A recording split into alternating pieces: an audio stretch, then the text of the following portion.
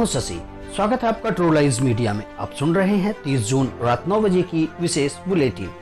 पिछले 24 घंटों में 18,522 नए मरीजों के साथ देश में कुल कोरोना मरीजों की संख्या 5,66,840 पर पहुंची। वहीं 3,34,822 लोग अभी तक ठीक हो चुके हैं, जबकि 16,893 लोगों की हो चुकी है मौत। केंद्रीय आयुष मंत्रालय ने पतंजलि आयुर्वेद और दिव्य फार्मेसी की कोरोनिल दवा को बेचने की अनुमति दे दी है। साथ ही शर्तों में उसने कहा कि स्टेट ड्रग लाइसेंसिंग अथॉरिटी के लाइसेंस के बाद इसे बेच सकेगी, लेकिन कोरोना के नाम पर ये दवाएं नहीं बेची जा सकती। इसके अलावा इस मंत्रालय ने क्लिनिकल ट्रायल की अनुमति भी पतंजलि को दी।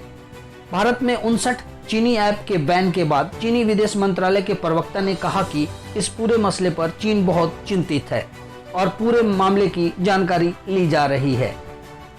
चीन को लेकर कांग्रेस के पूर्व अध्यक्ष राहुल गांधी ने कहा कि हम जानते हैं कि चीन देश में 4 जगह अंदर बैठा है। प्रधानमंत्री आप बताइए, चीन की फौज को कब और कैसे निकालेंगे? प्रधानमंत्री नरेंद्र मोदी ने आज देश को संबोधित करते हुए कहा कि अनलॉक 1 में व्यक्तिगत और सामाजिक व्यवहार में लापरवाही दिखी थी। प्रधानमंत्री गरीब कल्याण अन्न योजना का विस्तार नवंबर 2020 तक किया। साथ ही उन्होंने अन्नदाता और करदाता की पीठ थपथपाई। Public health foundation of India के अध्यक्ष श्रीनाथ रेड्डी ने कहा कि कोरोना वायरस के कारण रोजाना मरने वालों की संख्या में लगातार कमी आने के बाद निश्चित तौर पर यह कहा जा सकता है कि कोविड-19 अपने चरम पर पहुंचा था। पश्चिम बंगाल की मुख्यमंत्री ममता बनर्जी ने मुफ्त राशन की योजना को बढ़ाकर जून 2021 तक लागू किया। चीनी कंपनी हुए 5G की रेस से हो सकती है बाहर। अब केंद्र सरकार इसे 5G से बाहर करने पर कर रही है विचार। गुवाहाटी हाई कोर्ट ने एक पारिवारिक मामले में फैसला सुनाते हुए कहा कि अगर पत्नी की ओर से सिंदूर और चूड़ी पहनने से इनकार किया जा रहा है तो उसे शादी से इनकार समझा जाए।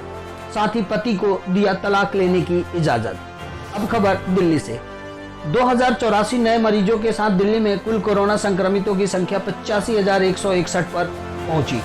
वहीं अब तक 56,235 लोग ठीक हो चुके हैं।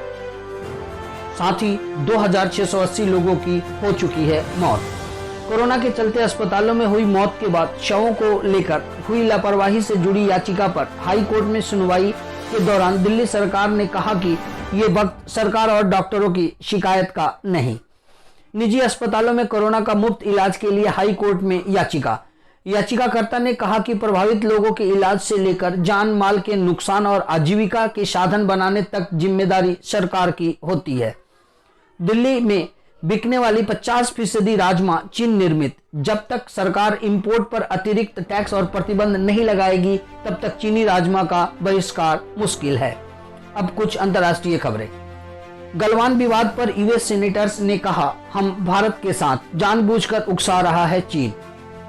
फ्रांसीसी रक्षा मंत्री चीन विवाद पर जवानों को श्रद्धांजलि के साथ रक्षा मंत्री को लिखी चिट्ठी, कहा हम सभी भारत के साथ। नेपाल के प्रधानमंत्री केपी शर्मा ओली के बयान पर उनकी पार्टी में ही हो रही है आलोचना। सरकार अपनी नाकामी को छिपाने के लिए भारत पर तरह तरह के लगा रहे हैं आरोप।